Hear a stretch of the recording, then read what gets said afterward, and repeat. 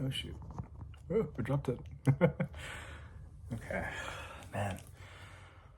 Been a few days since I made one of these. I guess since I made my first one, because this is only my second, but I shaved. I shaved, guys. Do you see this? I call this the barbecue special. Okay. It's so silly. Um, anyhow,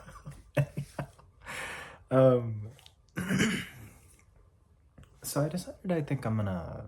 I decided I think I'm.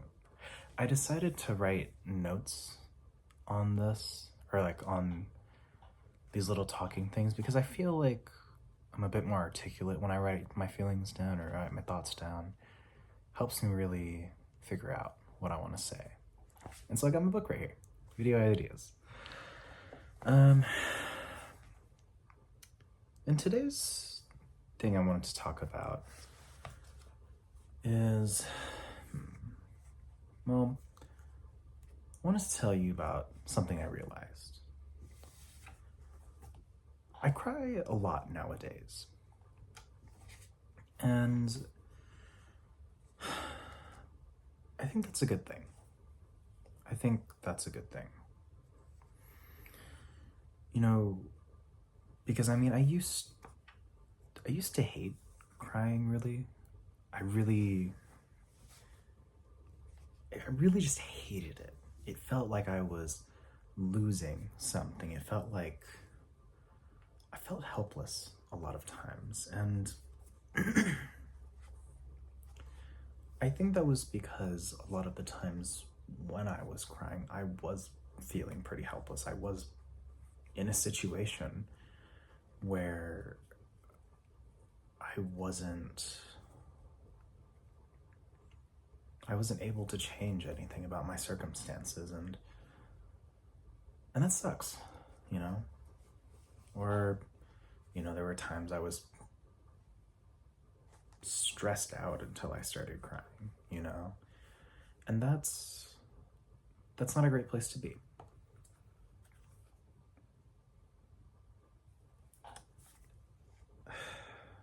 And I think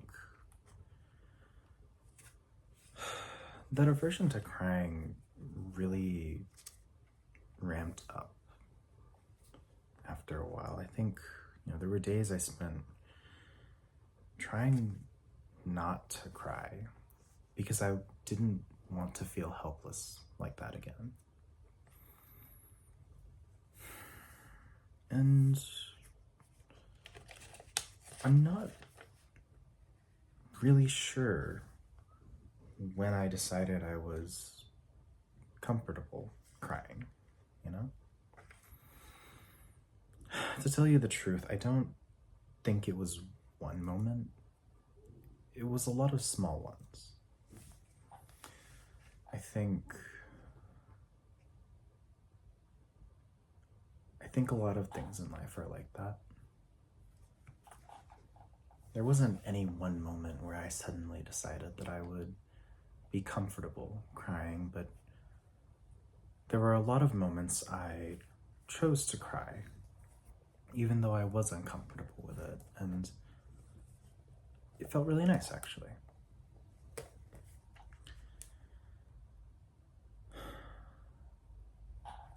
Especially within this past year, I found myself crying a lot. I found myself crying over a friend I had lost a few years ago, and I found myself crying about failing my test. And I cried about missing a friend's call because, I mean, I was super looking forward to it. And, you know, as I took more time, as I had those chances to cry, to be with myself, be with my feelings about that, I think I got more comfortable with it. I think it felt less daunting after a while. And that's not to say I don't still struggle with it, you know. I'm very afraid of seeing other people, or let's see, of letting other people see me cry. I think, or when I think back on that feeling of helplessness I had when I would be crying, I always remembered how other people would treat me when I was crying, and how that treatment made me feel so helpless. Because oftentimes when I was crying, it was assumed that I was being dramatic, or maybe I just didn't have anything to cry about, and that I was, you know, making it up. And I think that really stuck with me, because it wasn't just when I was crying, it was all of my emotions. It was anything remotely negative. And I think when you're stuck in that kind of environment for so long, when you are denied your own emotions, you begin to deny them yourself. You begin to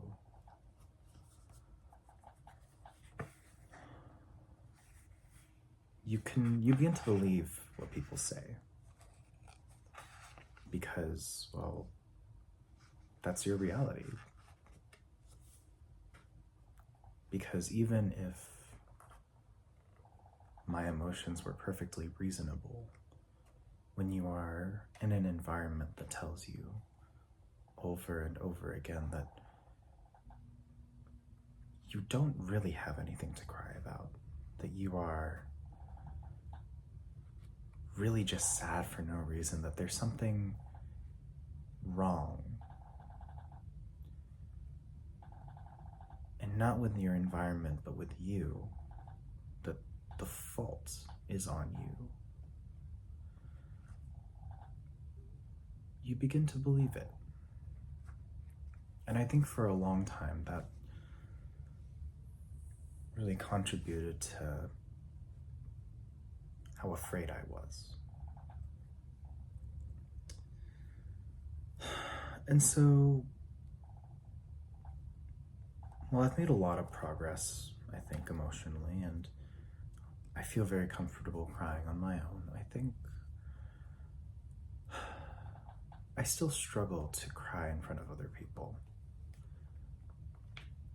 When people come into the room and I'm crying, I usually play it off with a cough or a yawn. I'll cough into my not shoulder, my elbow, and then use that to wipe it off. Or I'll yawn and wipe my eyes and pretend, oh, it was just because I have a leaky eye.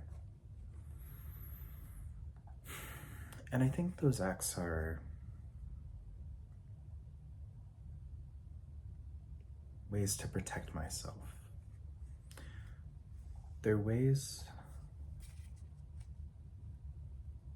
to make me feel protected, feel like I don't have to worry about that possibility of someone finding out my emotions and mistreating me again because of them.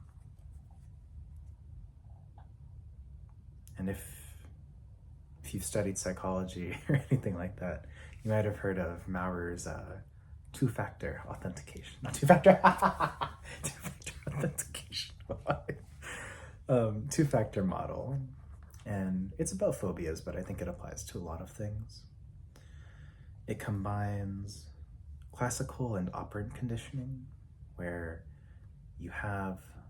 you're conditioned to have a certain response to a specific stimuli, right? And that might be, say, so like with dogs in the bell, right? You know, that it's classical. I might be mixing them up. I have not remembered my psychology terms very well today. But um,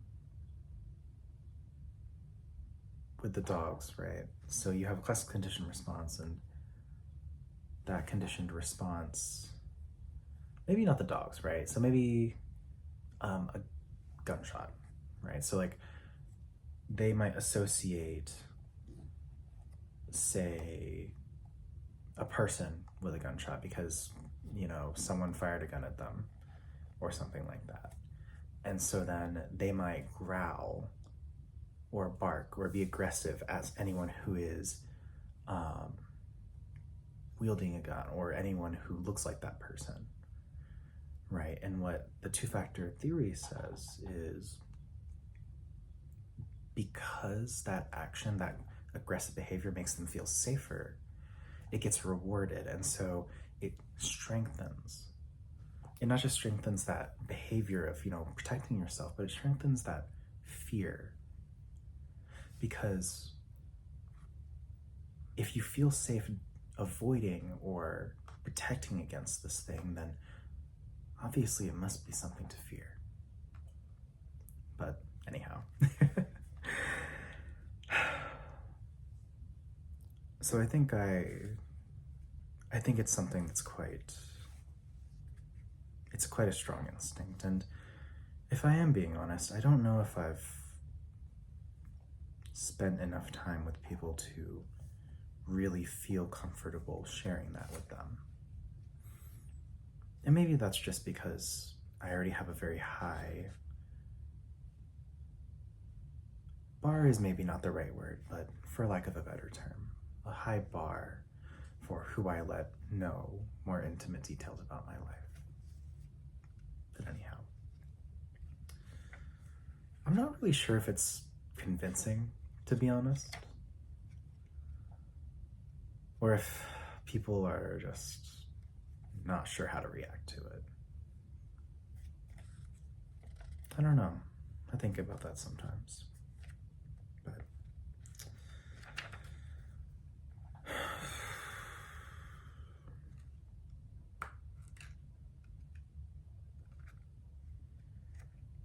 I do know, though, that I don't want to never be able to cry in front of anyone. If I'm never able to cry in front of anyone,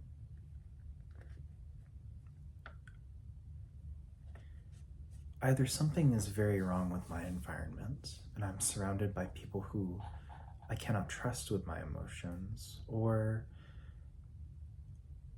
I am relying too much on actions and habits that are meant to protect me from scenarios that don't exist anymore. And that's not to say that I'm facing no risk in trying. I've done it before and I've tried, and it's quite hard. It's difficult to lay your emotions in front of someone and to not dress it up, to not make it into something artistic or something palatable. It's difficult for me to allow those emotions to come to the surface unfiltered. I think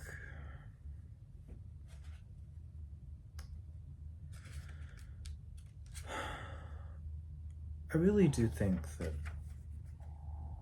it's worth pursuing in the future. I think it's something I'm going to try in this coming year because it's important to me that I'm able to express my emotions.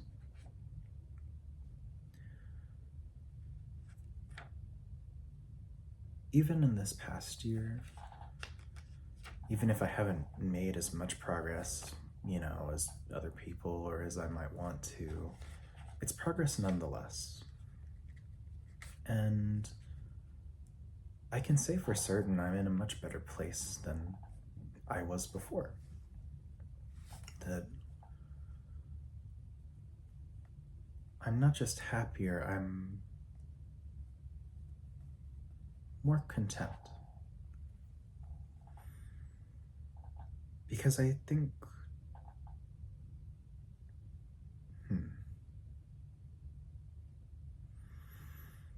when I didn't, I could feel those emotions bubbling up all the time, and they didn't have anywhere to go. They didn't have anywhere to escape to. They didn't have a place. And that's not to say crying is the only time I've ever expressed emotion, but there are so many intense and old emotions inside of me that crying is quite important.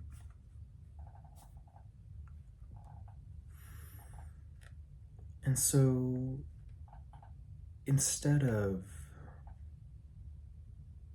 having to deal with these emotions bubbled up inside of me and only ever coming out in, frankly, really hurtful ways for other people and for myself, I'm now able to let it go. And not just let it go, but hold that emotion. I'm able to hold it, to let it know that I've felt it, let it run its course, and as it runs its course, say goodbye to it. I think there's something very powerful about that, and I like that.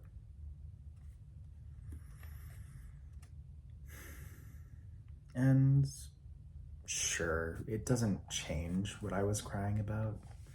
It doesn't, it doesn't solve the problem I might have been upset about. It doesn't fix my test grade. It doesn't magically make the call happen. It doesn't bring my friend back.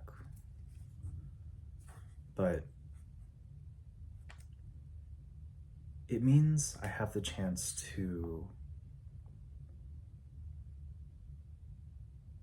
come back to those ideas, come back to whatever problem there might be,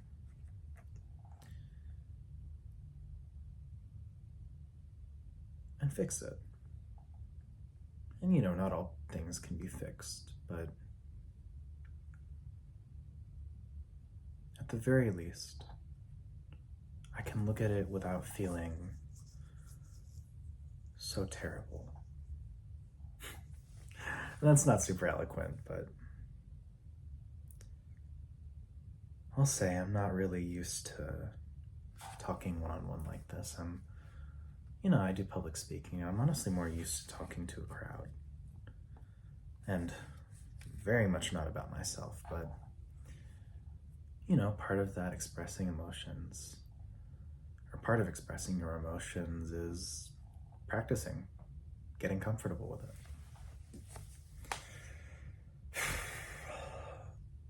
But that was my little thought time for the day. That was a little longer than usual. Well, it was only the second one, so I suppose I can't say if it's longer or shorter than usual. But, these will probably be 10 to 20 minutes or so. That felt good. All right. Bye-bye now.